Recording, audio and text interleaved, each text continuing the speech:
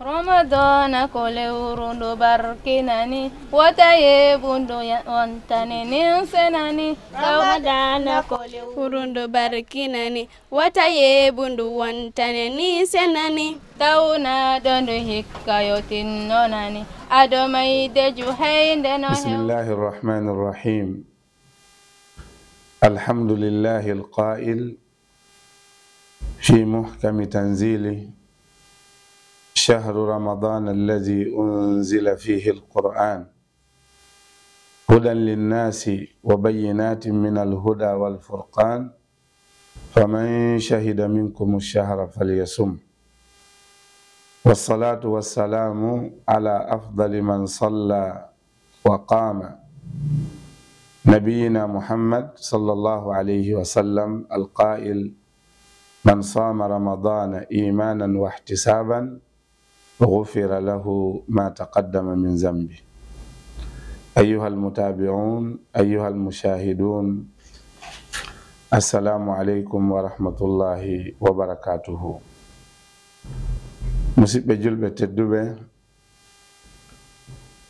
باوند يتدن الله تبارك وتعالى جول دنگن لاد مكة محمد صلى الله عليه وسلم ono musidɓe wonɓe ndarude heɗito fulɓe TV min salmini on salminago islam kala ka wawɗon wonde miɗen wi'a yo jam e kisal e yurmede makko e barkiji makko yo jippo e men e nduɗo lewru teddundu ɗum woni shahru ramadan. haray musidɗo mon al oustaz Mouhammad Salih bun Mahmoud Ba arani on ɗo fiyo en ɓeydodir ko yowiti e ñawoje korka. haray inchallah émission fo woday ko adduɗen ko yowiti e kaɗo korka e nduɗo lewru teddundu shahru ramadan. haray hiɗen yetta allahu tabaraka wa taala tawnuɗo en nduɗo lewru korka ɓe tawaka ɓen hiɗen tori yo allahu subhanahu wa ta'ala hinno ɓe yaafo waɗa aljanna werde maɓɓe. enen tawna ɓen hiɗen tori yo allahu subhanahu wa ta'ala okku en cellal wawna en horugol o yaafano en bakkatuji men e kala ko raɓɓinɗini ɗen e nduɗo lewru. yo allahu subhanahu wa ta'ala waɗu tawa nduɗo lewru ɗo yo ndu lannude tawa ko en yaafanaɓe no nelaɗo sallallahu alayhi wa sallam yewtiri noon kala horuɗo lewru korka ɗum woni shahru ramadan tawa ko horirɗa ndu ko sabu gonɗinal allahu tabaraka wa ta'ala e laɓɓinalngol allah tan ino baraji yoɓugol kaɗo korka ka allahu tabaraka wa ta'ala nelaɗo sallallahu alayhi wa sallam ɓe wi allah yafantoma bakkatuji ko ardinnoɗa ado lewru korka arde. yo allah waɗan en noon. musidɓe julɓe ka fuɗɗode nduɗo lewru jaɓɓoren ndu welo welo e weltare e yettugol allahu tabaraka wa ta'ala tawnede nden tun ko buy tawde kadi hiɗa selli ko buy tawde kadi ha joni ka julɗo allah no tabintimma e ka dina ɗo ɗum kadi ko buy ɗum ko nemaji ɗi fof ɗen wiya alhamdulillahi rabbil alamin. fuɗɗoren nduɗo lewru welo welo natiren e mayru bismillah allah yo en yaltoy e mayru e alhamdulillah tawa dewe men e korka men hino jaɓa bakkaji tuji men hiɗen yaafana. haray musidɓe julɓe kaɗo korka en aray toɓɓe toɓɓe ko adi kon ko honno wiyete korka ta'rifu siyam ko honno wiyete horugol. ɓayno gasa woɓɓe e faamu maɓɓe koya accu ñamugol acca yarugol acca hakkunde ma an e debbo ma ko yahata ka mbaldi walla an e gorko ma ko yahata ka mbaldi sikkay ko ɗum ɗo tan woni korka kono no wodi piiji buy wonuɗi nder ton. sen ari ka bange lugha ɓe wi assiyam lughatan al imsak sen ari ka bange lugal arabiya ko wiyete korka ko haɗitagol acca. inni nadartu lirrahmani sawma falan ukallima alyawma insiya no nene men maryama wirno non mi fododi e joomi am haɗitagol haala hande mi haalidata e neɗɗo landiɗo lango mi jabotakom. ɗum ɗo ko haɗitagol haala ka bange lugal arabiya wona ka bange sharia de ɗum hino wiye ko wiyete kon korka. amma non sen ari ka sharia teɗen andi korka ko dewal ko sharia on ɓureten hen wattande yiila ɓe wi atta'abbudu lillahi ta'ala bil imsaki anil muftirat min tulu'i al-fajri as-sadiq ila ghurubi shams. ɓe wi ko rewirgol Allah honno rewirta Allah ko haɗitagol kala ko taƴinta en aroye e majji kadi ko honnum bonnata korka en aroye e ɗum inchallahu taala. yo Allah subhanahu wa ta'ala okku en cellal wawa en tawnude nduɗo lewru fof o jaɓana en ko wonɗen e horde kon. acca kala ko inna taƴinayi ñaamugol yarugol e tuuyo awra ma on acca ɗum ɗo fes gila honde. idan korka no mari ka fuɗɗi min tulu'i l-fajr ayu fajr alfajru sadiq bimana fajiri gonga yankejo ko wannon ka sharia alfajru fajrani fajiriji ɗin ko ɗiɗi fajrul kazib e fajru sadiq bimana fajiri mo annanɗa hoorema wona o gonga ka noddinandu aranuru si ɓe noddinde on hollani waktu subaka yoni ko wonnoɗo e naafude yo o ndaruno o fermira naafila makko on o waɗa witiri o accira ni o heɓilano subaka on o woɗɗani ɗaninoɗo yo finu wondunoɗo e longal yo eto o looto o heɓilano subaka on ko on woni fajru alkazib. fajiri ɗimmo on ko wiyeten salatu kon ko gila ɗon non korka kam fuɗɗoto wona arano on de na noddinandu aranol ko noddinandu ɗiɗa ɓuru nun tawata fajiri on feeri waɗama salatu no wawi en famirde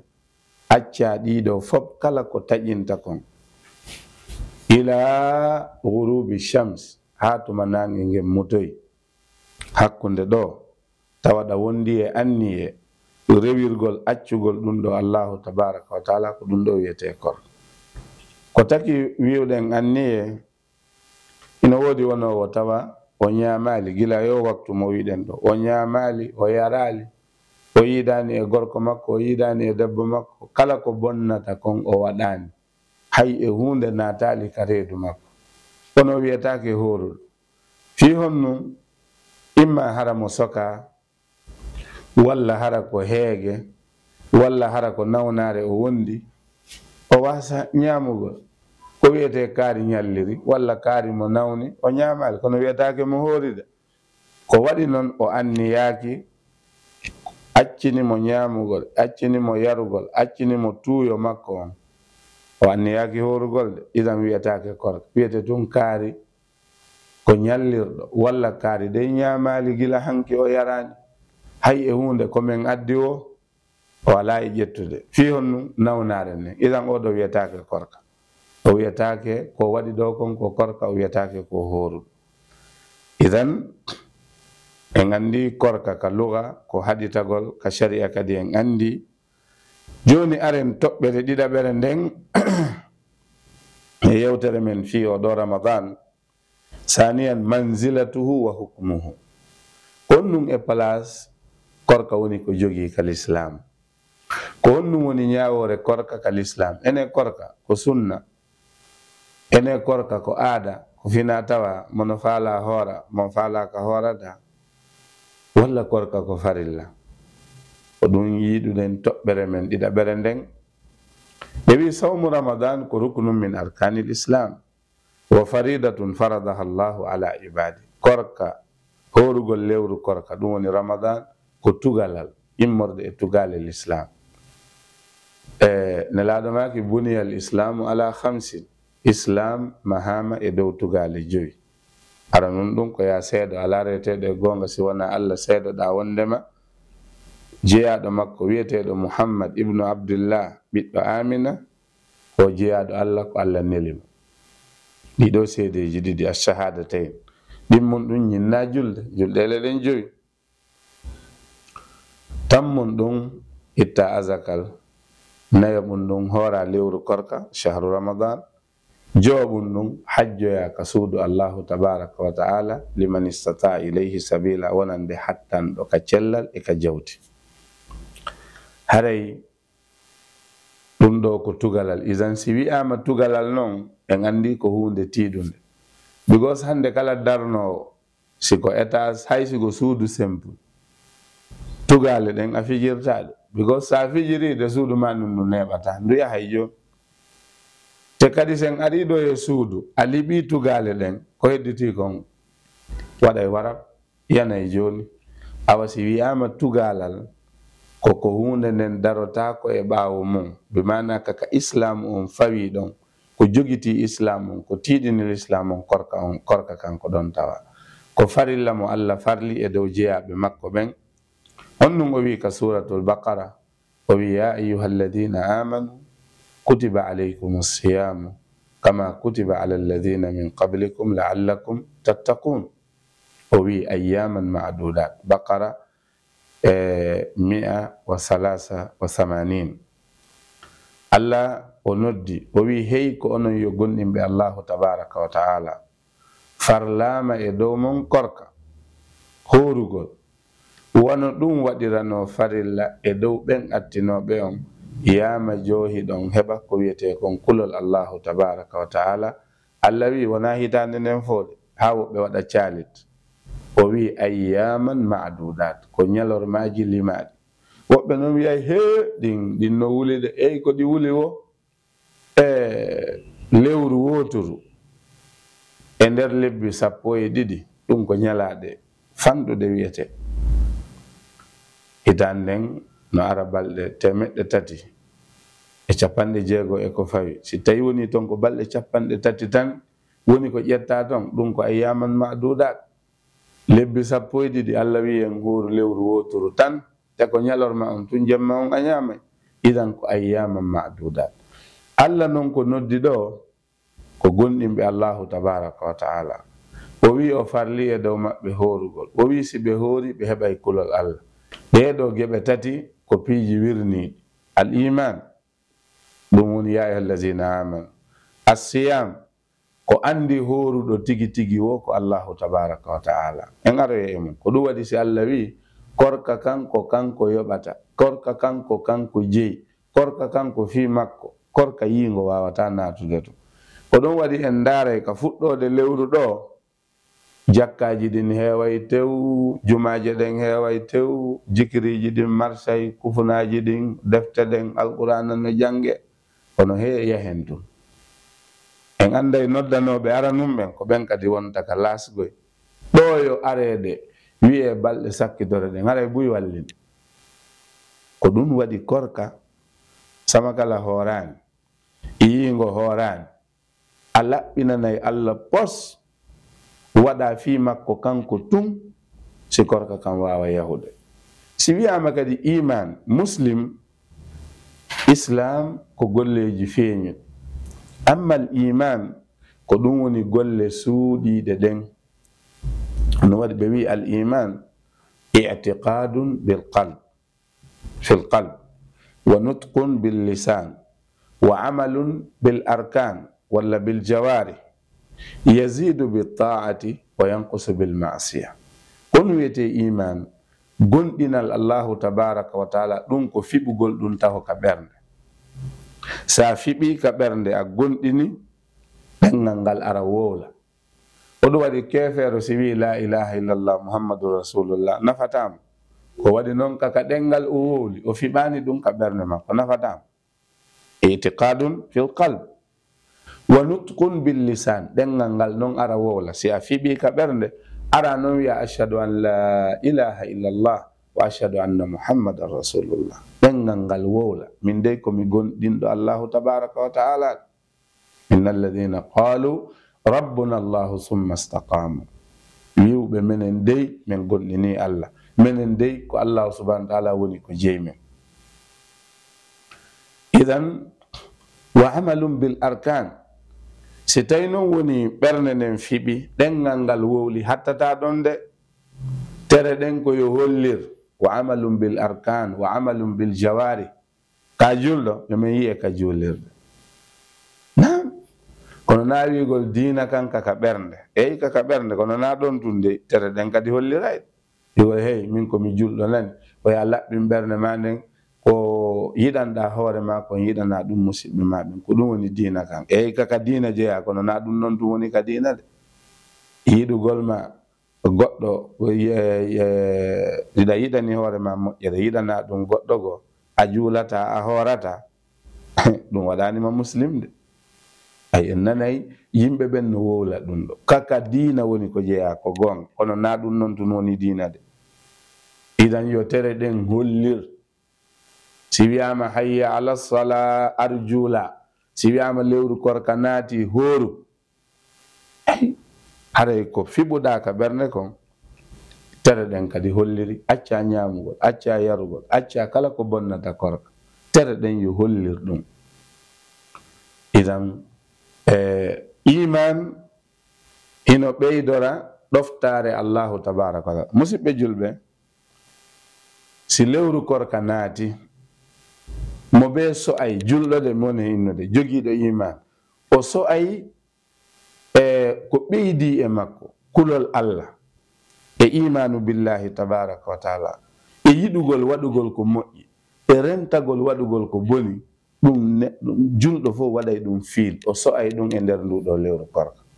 sa yahino kadi Allah newnanino yahuɓe makka ɓen no andi,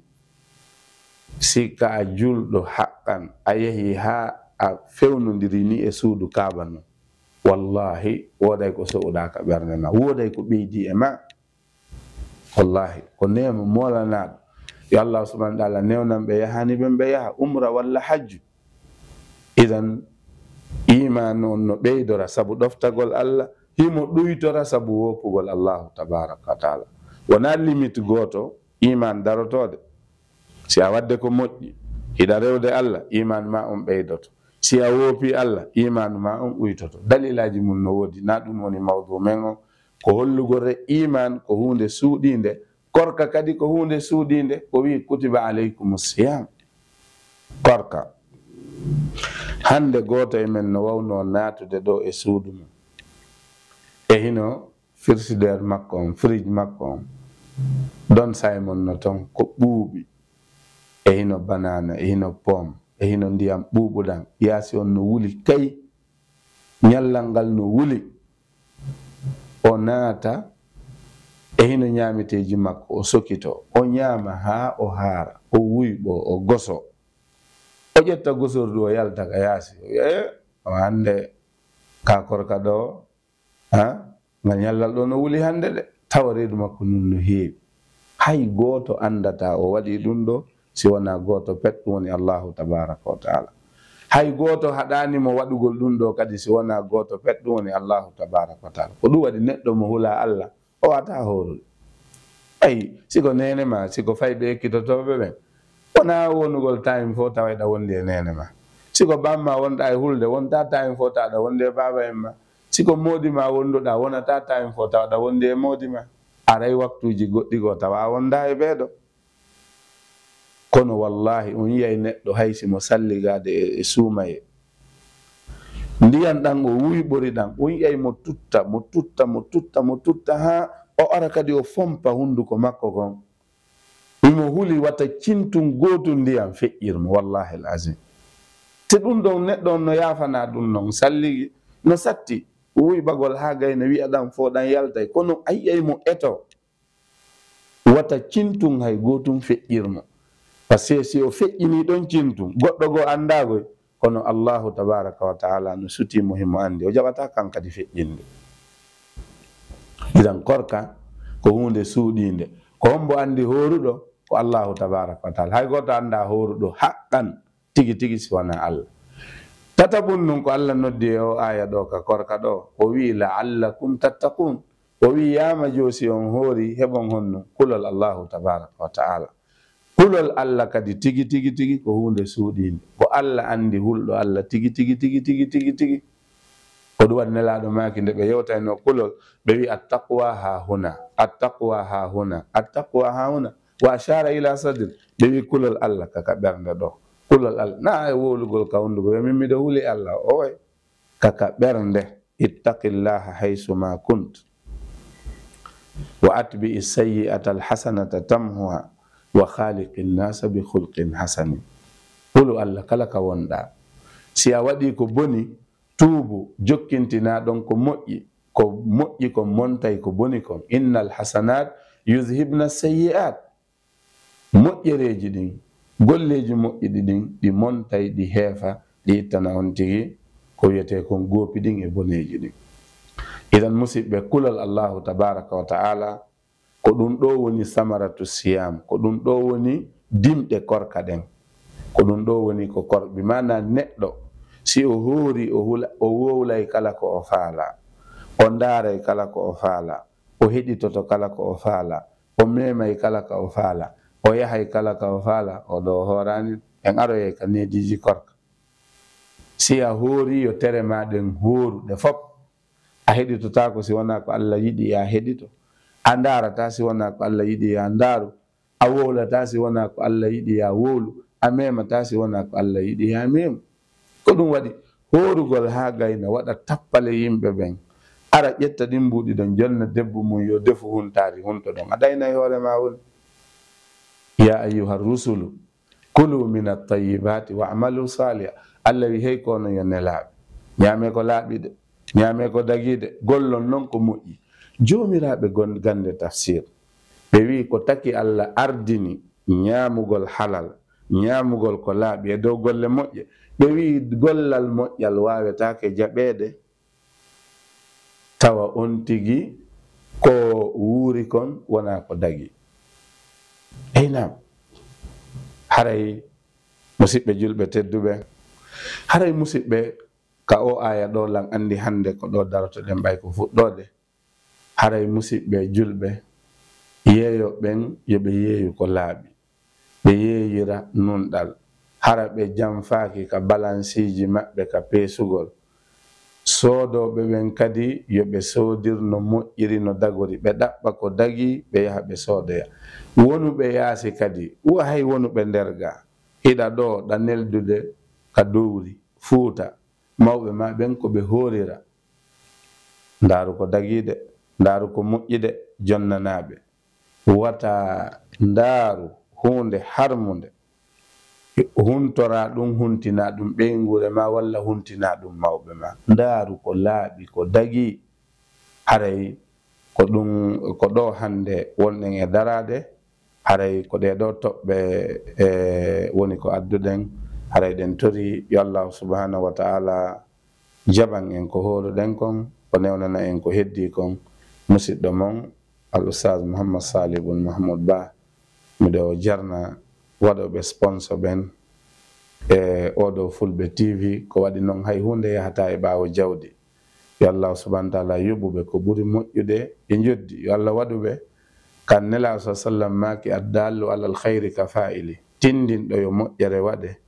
kanko e waɗuɗo on fo hiɓe fota baraji yo Allah waɗuɓe ɗon wa tentini noon waɗugol ko moƴƴi ka lewru korka ɗo shahru ramadan haray wa akhiru da'wana anil hamdulillahi rabbil alamin wassalamu aleykum wa rahmatullahi wa barakatuh. Ramadan ko lewrundo barkinani wataye bundo wantane nin senani Ramadan ko lewrundo barkinani wataye bundo wantane ni senani tawna dondo hikkayotin nonani adomayde juhaynde no hewtanani adomayde juhaynde no hewtanani Ramadan ko lewrundo barkinani wataye bundu wontane ni senani heewi tawnaɓe ko yawtinani hiɓe hoora ñalorma ɓe nafanani kono hikka tawali ɓe wurinani sabu leydi moɗino ɓe ɓallinani sabu leydi moɗino ɓe ɓallinani ramadana ko lewru ndu barkinani wata yeeɓu ndu wontane ni senani allahu no manti o ɓurninani du lewru e dow ɗi leppinani ko e nder ndu joman fuɗɗinani jippinde qur'ana hiwaɗonani jippinde qur'ana hiwaɗonani